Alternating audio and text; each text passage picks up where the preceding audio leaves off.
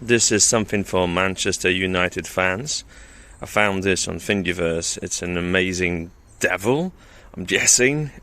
So I printed this for my colleague's son. He's apparently an absolutely devoted fan.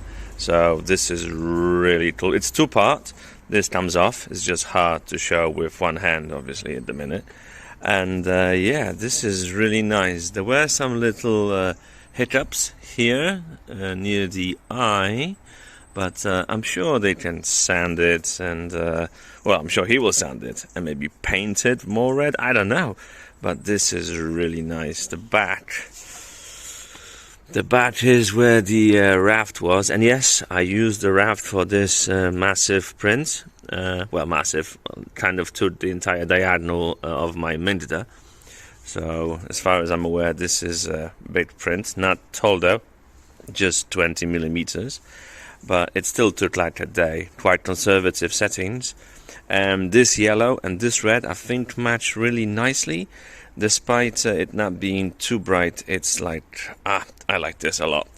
Very tactile as well. So yeah, that's it. I'm going a bit crazy lately with the 3D printing.